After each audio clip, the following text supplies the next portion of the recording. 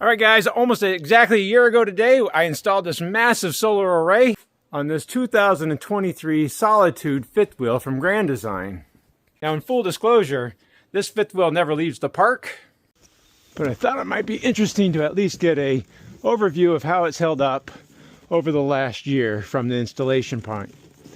Obviously, we have the aluminum tubings held up, the aluminum flat stocks held up, even where I mounted it onto the gutter rail right here.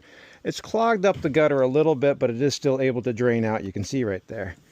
Now, these are pretty old panels because this was a proof of concept when we did this. And there's 1, 2, 3, 4, 5, 6, 7. Total of 14 panels up here. I'd rate them about 200 watts.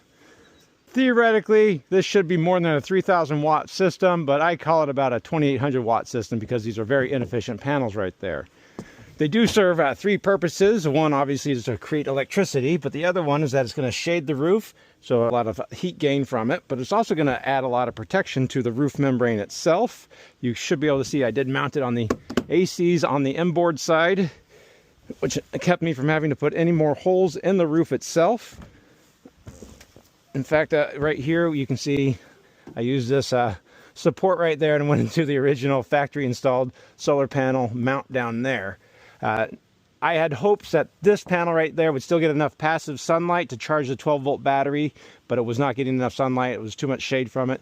So I did add this 100-watt rich solar. There's a couple more I could put in place, but there's no real reason. That's just a maintenance charge on that 12-volt battery for the rest of the trailer.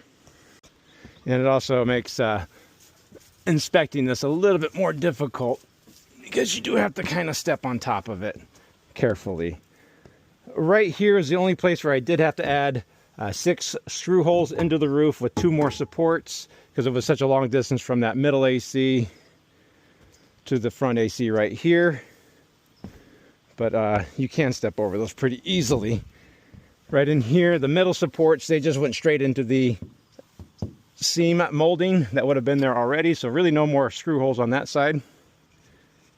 And there's been no associated damage to the roof, no water leaks, and overall the entire mounting system has had no problems whatsoever. The only issue that I really find is going to be underneath here. I used some stainless steel brackets so as I was installing them they wouldn't slide off, but the stainless steel did ultimately rust, so there's a lot more steel than a lot less stainless in those brackets I picked up. Now, I know a lot of people complain that the ACs are underneath the solar array right here, but it actually exhausts air through that channel down the middle.